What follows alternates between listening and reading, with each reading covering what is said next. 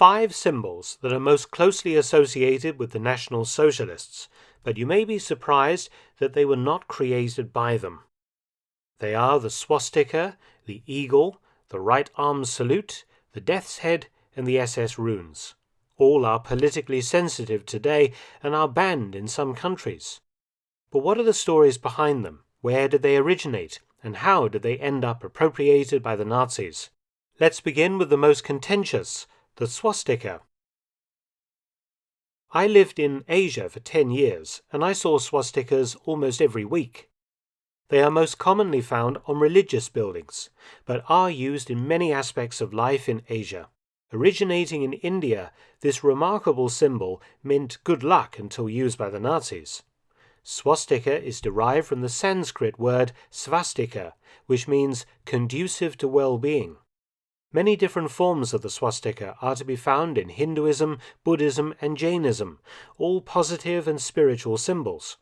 In Europe, the swastika has many names. In Germany, it is called the Hakenkreuz, or hooked cross. It has represented gods such as Zeus in ancient Greece, Jupiter in the Roman Empire, and Thor in ancient Germanic religion. In North America, the swastika was commonly used for the same reason, as a positive symbol of good luck.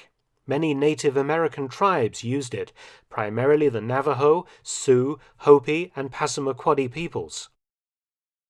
Before World War II, it was even the symbol of the United States 45th Infantry Division, worn as a shoulder patch.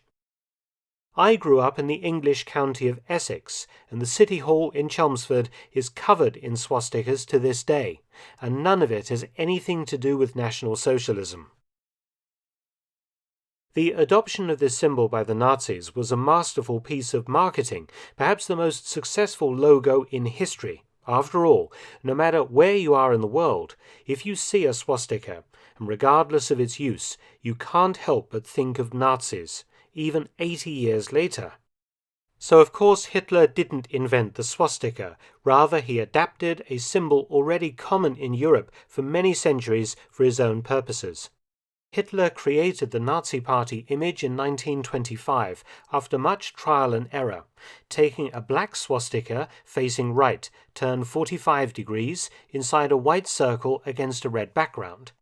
The colors deliberately echo the old German imperial flag, while the cross represented a race emblem for the German people, an Aryan symbol.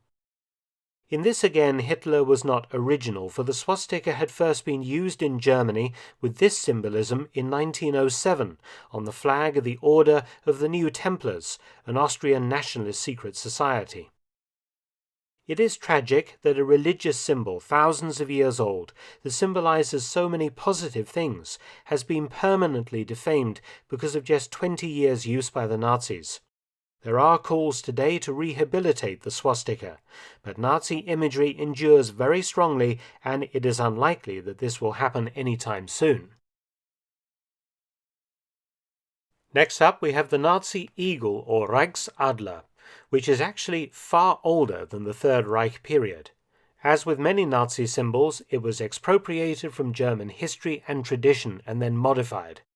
Reichsadler means imperial eagle, and the earliest examples date from the Holy Roman Empire, who themselves copied it from the Roman army's eagle standard, which represented strength and unity. The Order of the Teutonic Knights displayed an imperial eagle on their coat of arms.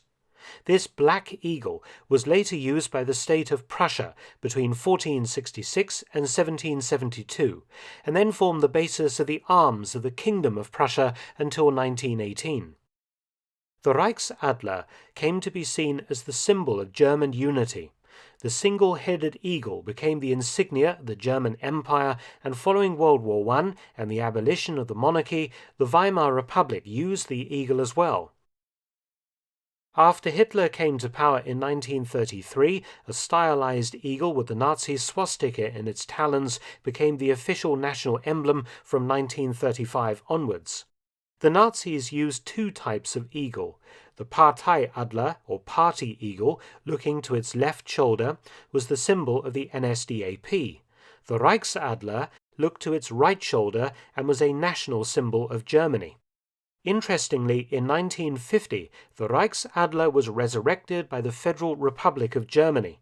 Today called the Bundesadler, it is an official German government symbol, demonstrating that the eagle remains a central motif of German national identity right up to the present day. The stiff right arm salute, or during the Nazi period, the German greeting, is another image that the Nazis adopted from history. It has long been suggested that the Romans began the practice of the stiff right arm salute, though no documentary evidence for this has ever emerged in 2,000 years. In fact, the salute was probably attributed to the Romans by the 18th century painter Jacques David, who used it in his famous painting Oath of the Horatii in 1784. During the 19th and 20th centuries, the salute was further associated with the Romans by artists and playwrights. This artistic invention tipped over into silent film, appearing on the screen in the 1914 Italian movie Gabriele, written by an Italian ultranationalist, Gabriele D'Annunzio. So this French-invented salute was adopted in Italy by ultranationalists, including Benito Mussolini's fascists. In 1923, some Nazi Party members used this salute to greet Hitler, and in 1926 it became compulsory. It was not universally popular among early Nazis. Some thought it an Italian gesture and therefore un-Germanic. So Deputy Führer Rudolf Hess published an article in 1928 claiming erroneously that the salute had been used by the party since 1921 and was a good fascist gesture. From 1933, all Germans had to use this salute. The history of the potent SS symbol, the Totenkopf, or death's head, is far older than the Nazi period and was and still is used in some countries as an army symbol that has no connection to National Socialism. It's yet another symbol that the Nazis adopted from history for their own purposes. King Frederick the Great of Prussia first used the Totenkopf as a military emblem when he formed a regiment of hussars. The unit also wore black uniforms. In 1809, another German state, Braunschweig or Brunswick, also formed a black uniformed hussar regiment that wore the Totenkopf. The skull badge was worn as a sign of revenge against the French. This unit fought alongside the Duke of Wellington at the Battle of Waterloo in 1815. With the creation of the German Empire, the Totenkopf continued in military service, most famously the Prussian Death's Head Hussars, an elite cavalry force. Several members of the German imperial family were members of this regiment. During World War I, the Totenkopf was again worn as a regimental badge in action. In 1919, the emblem was used by the Freikorps, right-wing German paramilitaries that fought against communism in post-war Germany. It was next used during the Weimar Republic by the 5th Cavalry Regiment, continuing the traditions of the old imperial cavalry. It first appeared in the early Nazi period as the insignia of the Stabswache, Hitler's early bodyguard unit. The unit was eventually renamed the Schutzstaffel, or SS, and continued to use the German imperial symbol on its caps. But during World War II, the Totenkopf was not only limited to the SS. The regular army's long cavalry tradition saw it also used as an army panzer uniform badge. Outside of Germany, the death's head is still used today. The British Army's Royal Lancers cap badge and motto form the saying "Death or Glory." The Royal Air Force's No. 100 Squadron uses a skull and crossbones symbol, while the United States Marine Corps reconnaissance battalions use it, as well as the South Korean 3rd Infantry Division. The SS, as the personification of Heinrich Himmler's pseudo-scientific Aryan supermen, employed ancient Germanic runes, attempting to draw a line back to some pagan, northern European Germanic myths and legends. The most famous runic symbol they used was that of the SS itself, the Doppelte Siegrune.